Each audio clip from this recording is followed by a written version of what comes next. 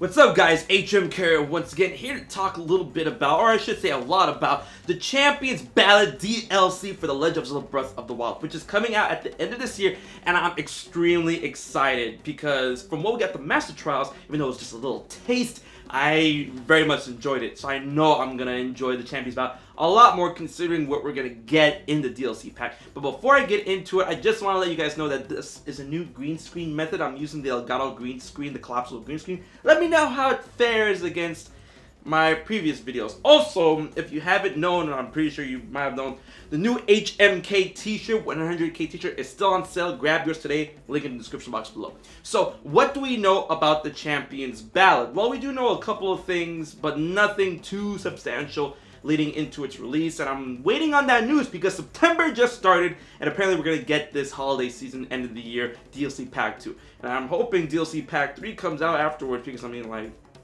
Breath of the Wild, I want to keep playing this game. It's a great game. So we know in the pack we're getting a brand new story element, which we've seen teases for, a brand new dungeon. We don't know if it's going to be Hyrule Castle style or the style of a Divine Beast.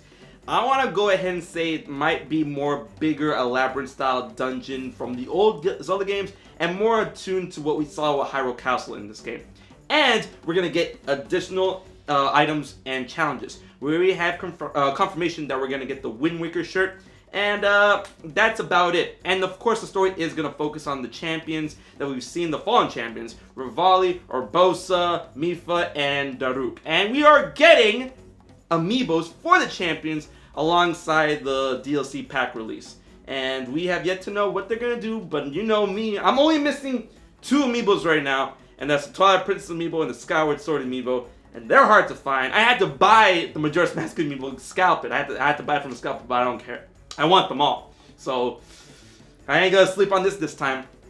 So what exactly are we gonna get within a story? First, I'm gonna tackle story elements. What could possibly we get with the Champions Ballad, and then I'll go into the dungeon. Okay, because I have a huge idea on the dungeon. So, with the Champions Ballad, from what we see Zelda with some Hylian knights go through a snowy area, and then it cuts very quickly to her in the Gerudo throne room with a bunch of Gerudo guards, and she's bowing. And I'm pretty sure, even though the footage is not too detailed, I'm pretty sure she's talking to Urbosa, giving her big hair. A lot of people are like, she's talking to Riju. Nah, I think these things take place in the past, especially since we have Hylian knights with her in the snowy scene.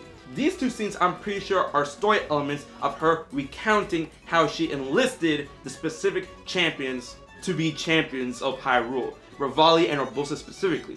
So I'm pretty sure, like 100% sure, that in this scene, these are the Rito, like she's going to the Rito training grounds that are located near the Rito village in the snowy side of Tabitha, right? And she's going there to enlist Revali, and Revali is known as the best Rito warrior. You know, few can achieve the mastery of the skies like I have, even fewer with Ritos, blah blah blah blah blah, whatever.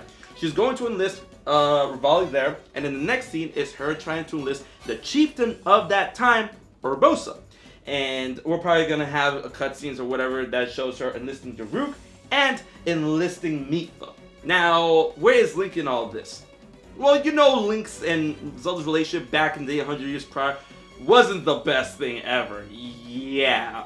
And from what we see from the 19th ceremony of Link, the champions were already selected at that point. But we already know that Link and Zelda had some sort of history, knowing that when you read her diary in the Hyrule Castle, she's like, oh, my father is gonna appoint him tomorrow, or appoint him the next day, or appoint him, or whatever. So I mean, like, we are well aware of who Link, she was well aware of who Link was before he was appointed her knight and champion. So it looks like this story in the DLC is gonna be her recounting how she enlisted everyone else, and how we're gonna activate this specifically. So I'm pretty sure this DLC, the Champions Ballad, is gonna take place post-game, and it's going to tell the story of the champions that we never got told of in the original Breath of the Wild story. And I'm excited for a prospect like that because I want to learn more about Mipha, Revali, Daruk, and Urbosa. So what I theorize was going to happen is that once again, Link is going to take up the mantle of Zelda's guardian, Zelda's knight, Zelda's champion.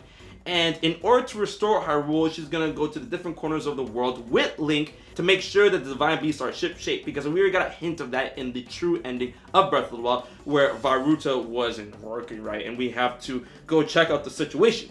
So that's probably going to be the first point we're going to get to. And then at each point of location where there's a Divine Beast, which includes the homes of the Zora, the Gerudo, the Gorons, and the Rito, we are probably going to get cutscenes in each area that explains the story behind each of the former champions, maybe even talking to what I like to dub them, the new champions. And those people obviously are the people who help you in Breath of the Wild. And of course, I mean Riju, Sidon, Taba, and this guy.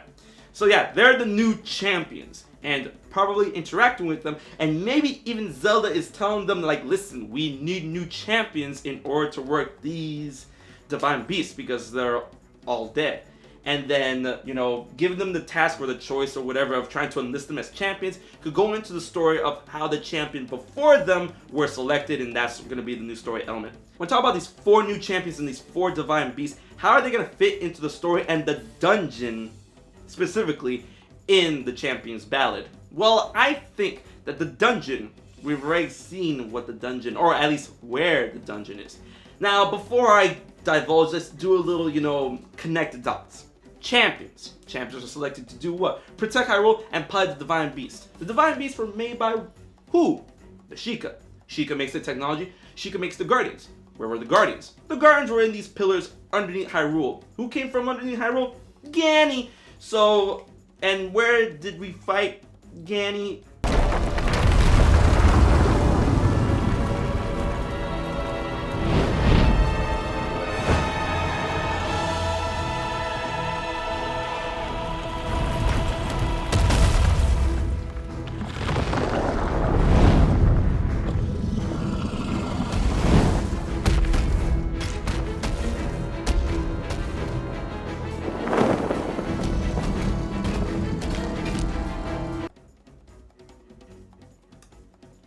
I do believe that there's a dungeon within a dungeon in the Legend of Zelda Breath of the Wild, the Champions Ballad.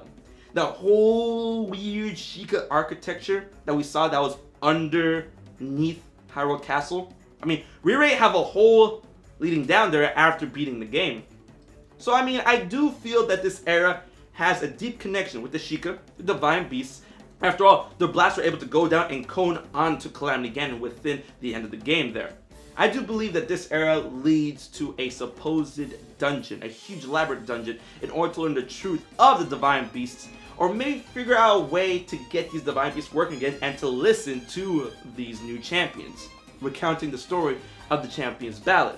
That's why we're going to learn more about their backstory of how they became champions in order to know and figure out how to make these guys champions, and perhaps the process of that has to do something with this Sheikah underground temple. Did I tickle your mind a little bit? Now, the other things we do know about Breath of the Wild, the Champions Ballad, is that Link, once again, is going to be playable, and, you know, anything truly beyond that is all theorization. You know, it's all theory talk. But I do believe that the Champions Ballad, the story is going to... But I do believe, from what we see, from what we know, that the Champions Ballad is going to recount the story of the former champions and how they were selected by process and by Zelda going to recruit them. And then that process is going to be replicated in the new age for the new champions, which of course I do mean Riju, Taba, Sidon, and this guy. Yeah.